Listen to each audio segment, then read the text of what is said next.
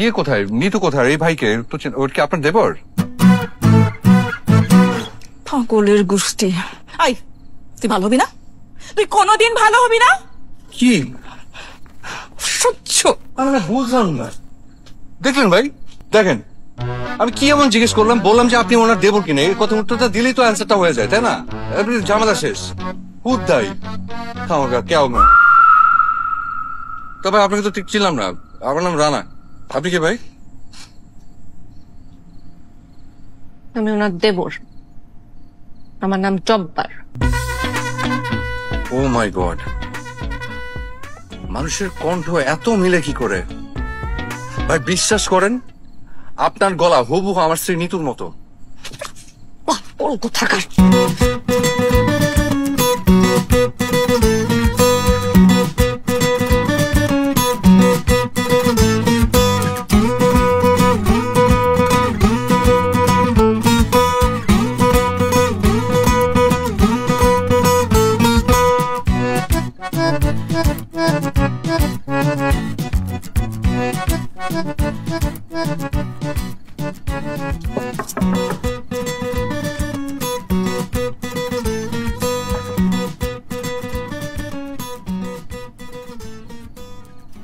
আব্বা,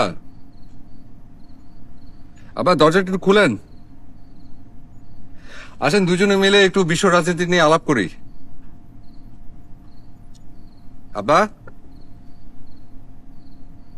আব্বা এবার আমেরিকার প্রেসিডেন্ট কে হবে বলে আপনার ধারণা? আব্বা, আমি কিন্তু জানি যে আপনি আমার ভয়ে দরজা বন্ধ করে চুপ করে বসে আছেন। বিশ্বাস করেন, আই প্রমিস, আমি আপনাকে জ্বালাবো না। আপনি আসেন না, দরজা খুলেন। অসম্ভব, তুই দরজা ভেঙে ফেললেও আমি দরজা খুলবো না।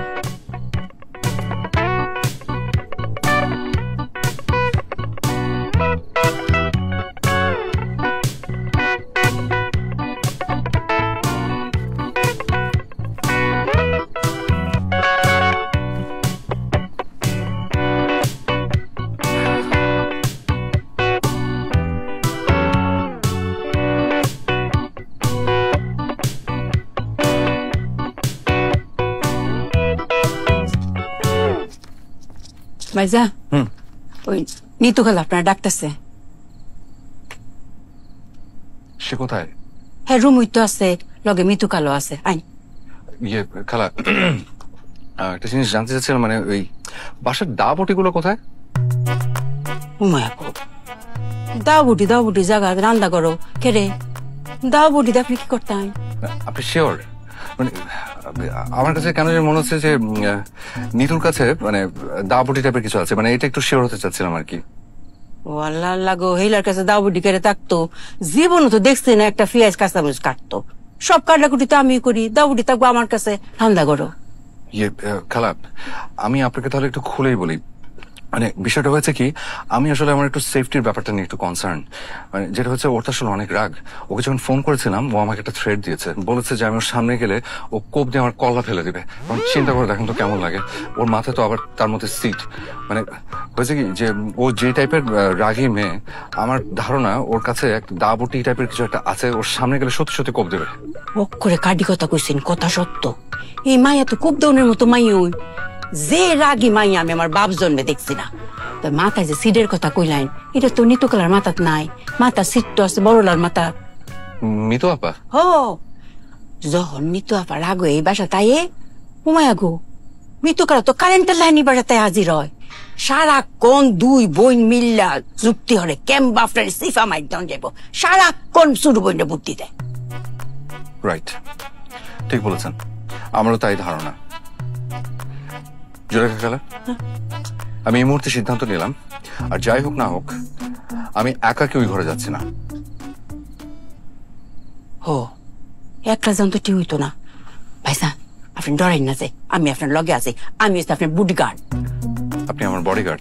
কি বলেন খালা, আমার বডিগার্ড হলে আপনার হাতে অস্ত্র কোথায়? আপনার অস্ত্র আছে? ভালো তেমন উঠছেন তো, 2টা মিনিট সময় দিন, আমি আইতাছি, ওই আইতাছি।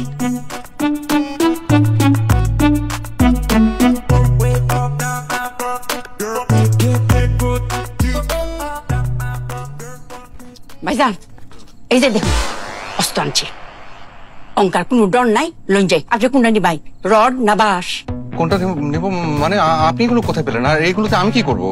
আরে ডরাই না যে, আমি তো আছি যে ড্রাইভার কামাইলার করতে।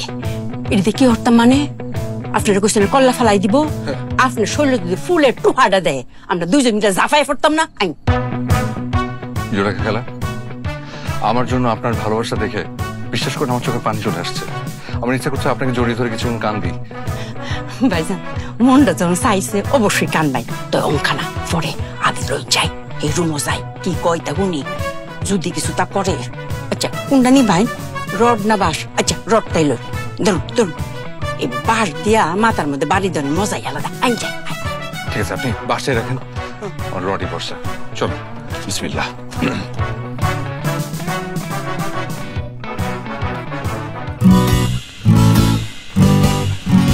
ঘটনা কি? তোমার হাতে রড কেন? আমি ঠিক করেছি, এখন থেকে আমি আমার সাথে সবসময় একটা লোহার রড রাখবো। কেন? কারণ লোহা অত্যন্ত দরকারি একটা জিনিস। লোহা আকরিক পৃথিবীর ভূত্বকের চতুর্থ সর্বাধিক সাধারণ উপাদান। লোহা ইস্পাত উপাদানে অপরিহার্য। লোহা ছাড়া আধুনিক বিশ্ব কল্পনাও করা যায় না। তাছাড়া মানবদেহ এই লোহার উপকারিতা অনেক। এটার অভাবে মানুষের শরীরে ক্লান্তি, দুর্বলতা, শ্বাসকষ্ট, মাথা ঘোরা, মাথা ব্যথা সহ নানা ধরনের সমস্যা দেখা যায়। আর এই সমস্যার হাত থেকে বাঁচতে হলে প্রত্যেকটা মানুষের সাথে একটি করে লোহার রড সাথে রাখা দরকার। খালা, এবার আপনি বাঁশের উপকারিতা বলেন। বাঁশ ওইটাছে খুব উপকারী একটা জিনিস। মানুষের মাথা ফাটানির লাগা বাঁশের চেয়ে উপকারী জিনিস আর পৃথিবীতে একটাও নাই। এটা কি বললেন? উস্তাদ, আপনি রড দিয়ে আসলে কি করবেন এটা ব্যাংকা মানে ডরেন না যে। শুনো, আমি কইলাম অঙ্কা বাইজানের বডিগার্ড, সাবধান হয়ে যাইন কইলাম। বাইজানের গায়ে যদি একটা ফুলের টোহা দিছই, বাইজান কালে আমার চোখ দিয়ে একটা ইশারা করব, আমি লগে লগে আপনারা দুই বোনের মাথা খুলে ফাটাই দিয়া। মিতু, তোর জামাই মাথা তো আগেই পাগল ছিল, এখন তো মনে হচ্ছে খালার মাথাটাও গেছে। কালা, আপনি বাস নিয়ে আপনার রুমে যান। আপনি কইলে তুই তো না, আমি বাইজানের উস্তাদ মানছি। উস্তাদ যদি আমার না কয় তো আমি এক ফাও লড়তাম। রানা, তুমি খালাকে চলে যেতে বলো, এই রুম থেকে যেতে বলো। কেন, থাকুক না, সমস্যা কি? তোমাকে যেতে বলতে বলছি। বডিগার্ড, আপনি ওই ঘরে যান। এই খালা, দাঁড়ান, আপনার ওস্তাদের রডটা নিয়ে যান। যান যান, নিয়ে যান।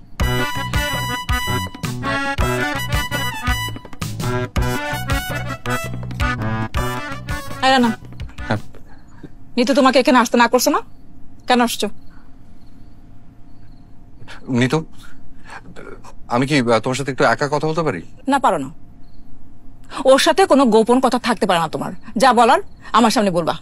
ইয়াপা, আমি না গত রাতে ওই খুব কষ্ট করে ইউটিউব দেখে একটা বেলি ডান্স শিখেছি। তো আমি ভেবেছিলাম যে এই বেলি ডান্সটা দেখিয়ে নিতুর রাগটা একটু ভাঙাবো, কিন্তু আপনি থাকাতে সেটা লজ্জায় পাচ্ছি না। আমার আবার একটু শরম বেশি। শুনছিস তোর পাগল জামাইটার কথা? শুনছিস আমি তোর বড় বোন, আর কিরকম অশ্লীল কথা বলছে আমার সামনে। আমি শ্বশুর সবাইকে ডিনার করতে গেছে, তাই তো? হ্যাঁ, ঠিক আছে, চল।